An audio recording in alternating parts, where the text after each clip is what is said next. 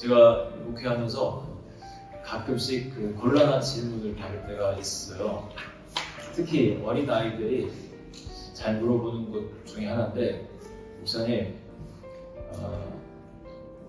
구원은 예수님으로 말미암아 받는다고 했는데, 그러면 예수님이 없던 시대에 이순신 장군은 구원을 받았을까요? 이런 거 잘 물어봐요. 아니면 세종대왕은요? 제가 난처할 거야, 안 난처할 거야? 분명히 성경에서는 예수로 말미암아, 믿음으로 말미암아 구원을 얻을 것이다, 이렇게 기록을 하고 있는데, 예수님이 전해지지 않았던 시대, 조선시대 한참 전에, 복음은 이제 우리나라에는 1800년도에 들어왔으니까 참 난감해요. 좀 나쁜 사람이라도 이렇게 들면서는 좀 도요토미 히데요시는 구원을 받았을까요? 이런 거 질문하면 제가 조금 더 쉽게 아닐 거야 라고 할 텐데, 이순신 장군 저도 참 존경하고 그런 분인데, 여러분의 생각은 어떻게 되겠습니까? 그런데 성경에서 오늘 우리가 볼 이 로마서에서 아주 커다란 힌트를 줘요. 아주 큰 힌트. 자, 우리가 오늘 읽었던 부분인데 19절을 한번 다시 보겠습니다. 우리 하늘 자매가 읽어줄까요? 이는 하나님을 알만한 것이 그들 속에 보이니라. 하나님께서 이를 그들에게 보이셨느니라. 네, 분명히 이렇게 기록하고 있어요. 하나님을 알만한 것이 그들 속에, 사람들 속에 보이니라. 하나님께서 이를 그들에게, 사람들을 통해서 보이셨다는 거예요. 스스로를, 사람들을 통해서. 창세기에 이런 말씀이 있어요. 그 다음 넘겨주시죠. 옆에 있는 세금자매가 읽어줄까요? 하나님이 가라사대 우리의 형상을 따라 우리의 모양대로 우리가 사람을 만들고. 네. 우리의 형상을 따라서 하나님의 형상, 예수님의 형상일 수도 있고 성령님의 형상일 수도 있고, 그 형상을 따라서 우리의 모양대로 우리가 여러분들을 만들었다는 겁니다. 여러분 옆에 있는 사람이 아무리 좀 안 예뻐 보여도 봐보세요. 어떤 사람은 조각 같기도 하고 어떤 사람은 아닌 것 같기도 하고. 나를 보면서 이렇게 가끔 영화 배우를 이렇게 보다가 저를 보면 오징어 같네. 그런데 분명히 그렇습니다. 하나님의 형상을 따라서 여러분들을 만들었고, 하나님을 알만한 것이 여러분 속에 보임이라고 합니다. 그 혈육간에는 끌린다라는 그런 말 들어보셨죠? 저희 큰아들이 돌이 되기 전에 이제 저와 좀 한동안 떨어져 있던 때가 있었습니다. 한 달 정도. 정확히 기억이 안 나는데 아마 아내가 먼저 들어가고 제가 뒤따라 들어갔나 그랬을 거예요. 장인어른 장모님과 이제 차를 타고 인천공항에 왔어요. 네, 산이랑 같이 왔습니다. 낯을 많이 가리는 이제 그런 꼬마 아이였는데, 제가 좀 걱정이 됐어요. 아빠를 오랜만에 보고 막 울고 막 그럴까봐 좀 걱정을 했는데, 제가 이렇게 차를 딱 옆에 탁 탔는데 저를 호기심 가득한 눈빛으로 계속해서 이렇게 쳐다봅니다. 저 사람이 누군가 하면서 쳐다보는 것 같아요. 제가 이렇게 와보라고 하면서 무릎에 앉혔더니, 보통 같으면 막 울고 막 할 거거든요. 그런데 이렇게 앉아서 계속해서 이 사람이 누군가 하면서 계속해서 쳐다보면서 확인을 합니다. 본능적으로 아빠라는 것을 알았던 것 같아요. 이렇게 육신간에도 끌림이 있어요.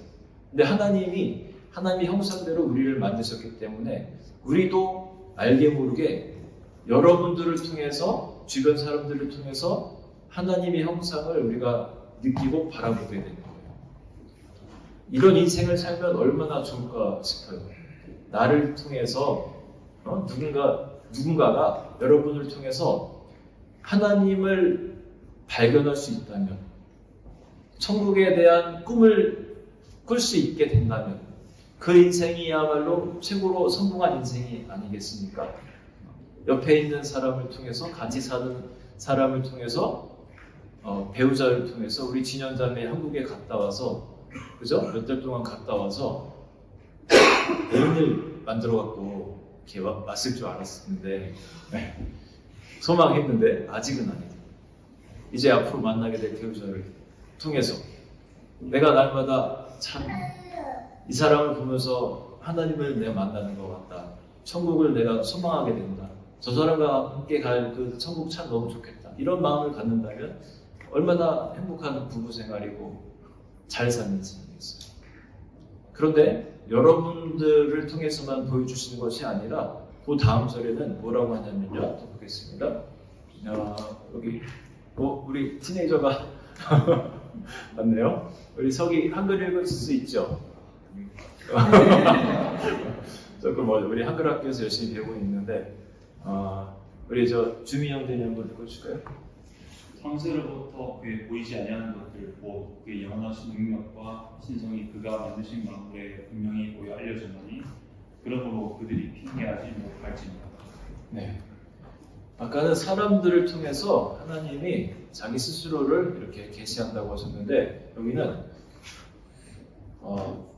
그의 능력과 신성이 그가 만드신 만물에 분명히 보여 알려졌나니 이 만들어 놓은 여러 가지 그런 피조물들 안에 하나님이 자기 스스로를 알 수 있도록 그렇게 설계를 해 놓으셨다는 겁니다. 그래서 그들이 핑계하지 못할지니라라고 하는 거예요.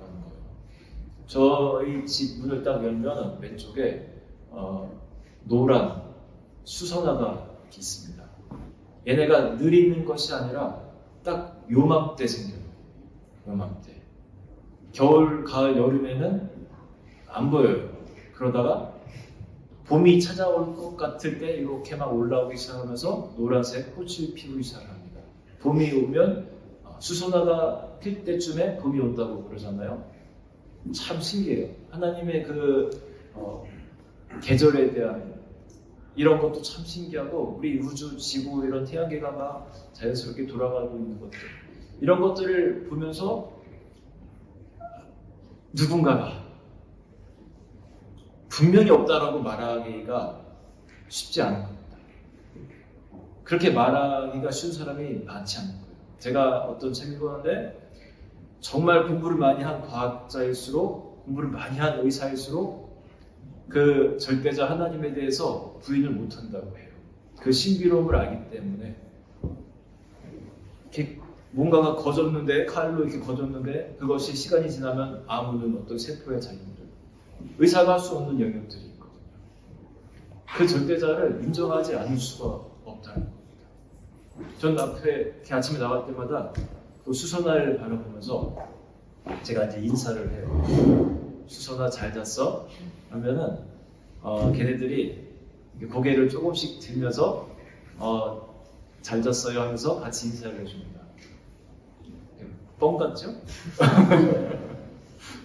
근데 제가 이렇게 기도를 조금 더 많이 하고 영성이 깊어지면 깊어질수록 그런 걸 더 많이 느껴요. 이렇게 참새들하고도 제잘제잘거리는 것이 이렇게 저에게 인사하는 걸로 더 느껴지고 그렇습니다. 근데 이제 하나님과 관계없이 내가 살아갈 때 기도도 하지 않고 하나님과 좀 먼 삶을 살아갈 때는 그런 것이 잘 느껴지지 않아요. 그냥 새소리, 그냥 예쁜 꽃 이렇게만 느껴지지.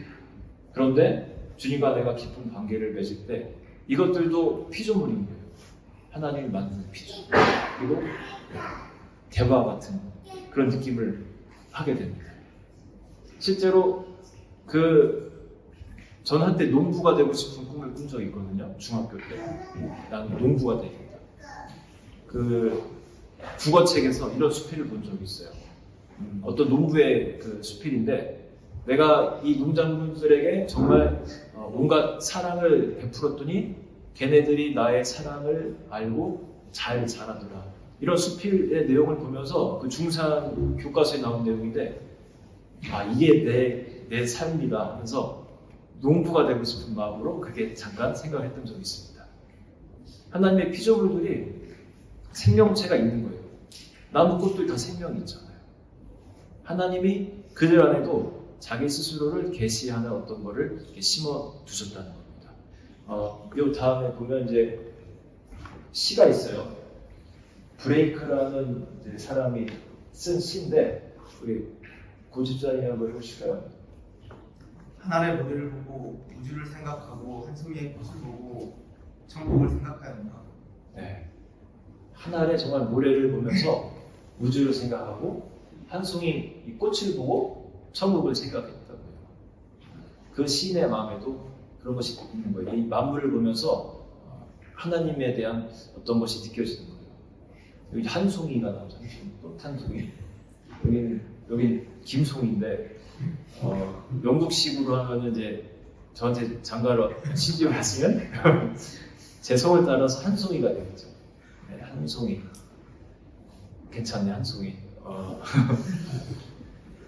저희 교회 청년들이 저희 집사람한테 약간 장난스럽게 그래요. 영국 엄마라고 불러요. 네.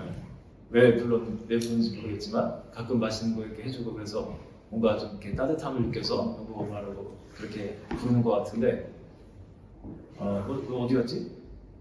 영국 엄마라고 부르는 청년들이 제가 이걸 보면서 말은 안 했는데 그런 생각했습니다. 당신 참 인생 잘 산다. 당신의 인생을 통해서 누군가에게 따뜻함을 주고 누군가에게 하나님의 인상을 주고 천국을 소망할 수 있게 산다라는 것은 참 좋은 인생이다. 나한테도 좀 그렇게 해라. 제가 참 그러면서 고맙더라고요. 그렇게 그런 인생을 살아주는 것이. 저도 여러분들이 그렇게 살았으면 좋겠습니다. 여러분 별거 아닌 것 같지만 내 인생이 이렇게 참 남들 볼 때 별거 아닌 것 같지만 사실은 하나님의 한 명 한 명이 다 참조물인 거예요. 하나님이 참조물 얼마나 귀한 사람이에요. 자 다음 절 한번 볼게요. 21절을 먼저 한번 볼까요? 동시문제가 볼까요? 하나님을 알때 하나님을 영화롭게도 아니하며 감사하지도 않고 오히려 그 생각이 허망하여지며 미련한 마음이 없어지고. 네, 이렇게 하나님을 안다는 거예요. 이게 그 헬러 그 문법을 보면은 용어를 잊어버렸는데 영어에서 그 있잖아요. 그 과거보다 좀 전에 과거? 대과거. 대과거 같은 그런 거예요. 이게 하나님을 이미 안다는 겁니다. 그런데도 하나님을 영화롭게도 아니하고 감사하지도 않고 그렇게 살아간다는 거예요. 아는데 그 이름을 모를 뿐이지. 조선시대 사람들 예를 들면 예수님이라는 그 이름을 내가 들어보지 못했으니까 모를 뿐이지. 그러나 사람들과 이 만물을 통해서 안다는 거예요. 그런데 영화롭게도 않고 감사하지도 않고 그렇게 살아간다는 거죠. 우리 교회에 얼마 전에 누군가가 어떤 분이 갑자기 저에게 이제 전화를 해가지고 목사님 주님의 마음이 갑자기 저에게 다가왔는데 하나님이 이거를 흘려보내라고 하십니다 하면서 약 한 100만 원 정도 가까이 되는 돈을 영국 이제 파운드였어요. 그거를 좀 흘려보내고 싶습니다 하면서 뭔가 어려운 목사님께 이거를 좀 전해드리라는 마음을 주셨대요. 그러시냐고 참 귀하고 좋은 마음입니다 하면서 그러면서 저에게 목사님께서 주변에 동료분 중에 어려운 분 계시면은 목사님이 좀 전해주시면 좋겠습니다 하면서 저에게 돈을 보내주셨어요. 그리고 제가 이제 같이 기도하면서 어떤 어려운 분이 딱 생각이 났습니다. 아이도 많고 이렇게 그 시골에서 정말 제가 기도를 많이 하는 분인 걸 알거든요. 아침에도 3시간, 4시간 기도하시고 또 점심 먹고 또 한 3시간, 4시간 한 8시간 정도를 기도를 하시는 그런 분이 되었어요. 근데 교인이 시골이다 보니까 별로 없고 삶이 어렵습니다. 애는 많고 몇 번 이제 가보고 제가 잘 아는 분이니까 잘 알죠. 그래서 그분에게 그 한화로 이렇게 보내드렸어요.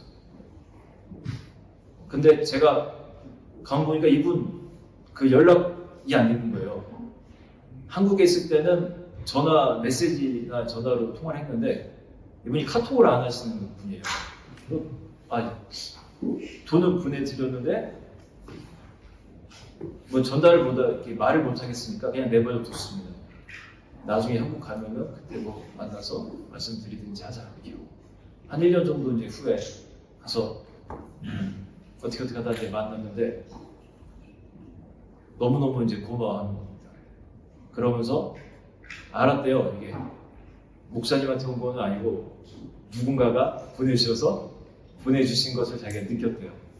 그리고 그 1년 동안 그분께 너무너무 감사했다고. 정말 이 아이가 그 당시 또 이렇게 치아가 아프고 막 그래가지고 치료할 일도 있고 그랬었는데 여러 가지 삶에 큰 도움이 됐다고 하면서 그 누군가 이름도 모르는 그 누군가에게 참 감사하면서 그렇게 1년을 지냈다. 그런 얘기를 하셨어요. 저한테 온 거는 아닌 걸 알죠. 그래요. 이 누군지도 모르지만 그 사람에 대해서 감사하는 마음을 강해요. 그 영이 이렇게 통한 거예요. 두 분 사이에. 그 다음을 보세요. 또한 여기 보면요. 또한 그들이 그런데 이렇게 하나님을 알게 하셨는데 그들이 마음에 하나님 두기를 싫어하네라고 합니다. 알기는 했지만 사람들은 그 마음에 하나님 두기를 원하지 않는 겁니다. 여러분들은 어떻게 해서 이렇게 교회에 나오게 되고 그 복음을 이렇게 만나게 됐지만 대부분의 사람들은 이제 로마 시대 사람들이기도 하죠. 이게 로마에 있는 편지니까 사람들이 마음에 하나님 두기를 원치 않았다는 그런 얘기예요. 제가 궁금해가지고 아내와 함께 챗 GPT한테 물어봤어요. 어떻게 하면 사람들이 하나님으로부터 멀어지게 할 수 있는지 내가 사탄이라면 가정을 하고 한번 얘기를 해봐라 했더니 매우 흥미로운 질문입니다. 이런 질문을 받아본 적이 없는 거예요.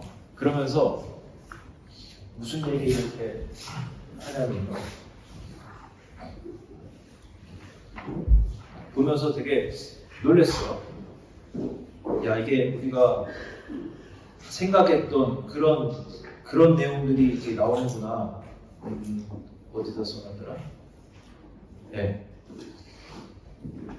그의 응답은 그렇습니다. 바쁘다는 생각을 주겠어. 사람들에게.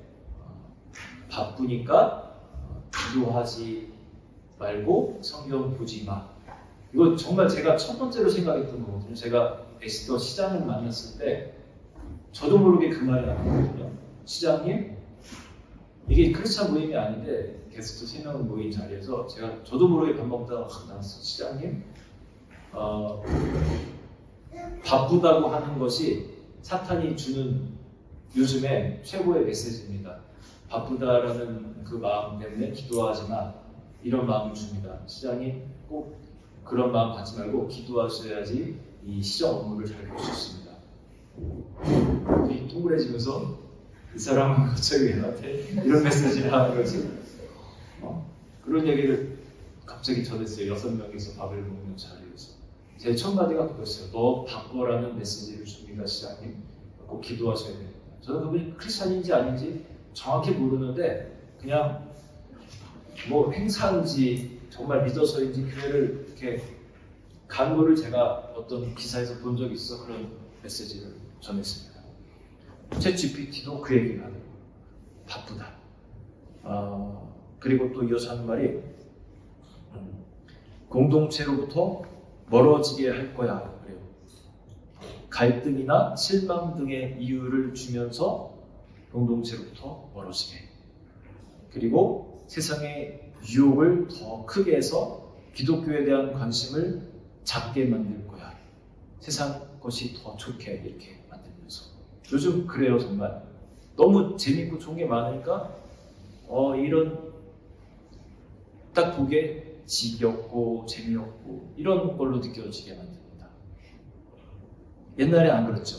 저 중고등학교 때는 교회 문화가 선도에 나갔습니다. 그런 시절 살아보셨죠? 문학의 밤 하면은 주변 교회 학교 친구들이 다 봤어요. 연극 보고 시 같이 낭독하고 그런 시대가 있었어요. 근데 지금은 완전히 바뀌어버렸습니다. 그리고 고난을 통해 하나님을 의심케 할 거야. 거짓된 만족을 줄 거야. 그리고 기독교를 취향이나 문화 정도로 전략을 시킬 거야. 그리고 기존 신자들에게도 교회 예배만 억지로 참여시키면서 내가 교인인 척 착각하게 만들 거야. 이런 흥미로운 대답을 챗GPT가 줬어요. 대부분이 맞는 내용인 것 같습니다. 영적으로요, 우리가 여기 이제 보면요, 21절을 다시 보면은 여기서 저는 이 단어가 딱 죽었어요. 허망하여지며. 우리가 하나님을 알지만 하나님이 우리 안에 들어오지 않으면 우리의 삶이 허망해진다는 겁니다. 저는 정말 많이 느꼈어요. 제가 목회자임에도 불구하고 하나님과의 그 릴레이션십이 가깝지 않은 삶을 살아갈 때가 있으면 허무한 느낌을 받을 때가 가끔 있어요. 뭔가를 이렇게 잘 해도 하나님과의 그 깊은 교감이 없으면 허무함을 많이 느끼고 살아야 됩니다. 그런데 이거는 우리 기독교인들의 얘기만이 아니라 제가 다음 걸 보면 이 카일 융이라는 사람 그 스승이 프로이드라는 사람이죠. 우리 시대의 중추적인 신경질환은 공허이다라는 말을 했어요. 그러니까 성경이 한 2000년 전에 쓰여진 거라면 약 2000년 후에 이런 이런 분석학자도 이런 똑같은 말을 합니다. 우리 시대의 중추적인 신경질환이 공허라고 얘기를 해요. 이 공허감이 우리 안에 하나님 없는 인생에 이렇게 생기는 거예요. 또 다른 사람이 뭘 말하는지 들어볼까요? 파스칼 프랑스의 철학자죠. 누가 한번 읽어보실까요? 네. 천지 씨가 한번 해주실까요? 사람의 마음속에는 하나님이 만드신 하나의 공백이 있다. 이것이 어떠한 피조물로도 채워질 수 없고 오직 예수 그리스도를 통하여 하나님에 의해서만 채워질 수 있다. 네. 공백이 있다고 그렇게 얘기합니다. 어떤 피조물로도 채워질 수 없다 그렇게 얘기를 하죠. 우리는 영적인 존재로 만들어진 이런 피조물이기 때문에 영적인 걸로 채워지지 않으면 항상 공허함이 있는 사람들이에요. 아무리 세상에 좋은 것들로 이렇게 가득히 채워줘도 가득해지는 것 같은 착각이 들지만 내 자체가 영적인 존재이기 때문에 어떻게 보면 세상보다 큰 존재이기 때문에 세상의 것들로 아무리 갖다 넣어줘도 이 공허함이 있습니다. 그러니까 사람들이 착각 속에서 자꾸만 나를 다른 걸로 채우려고 해요.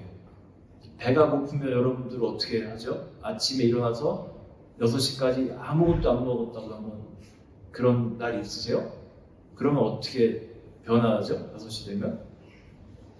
괴물로 변해요. 그래서 막 파이터로 변하죠.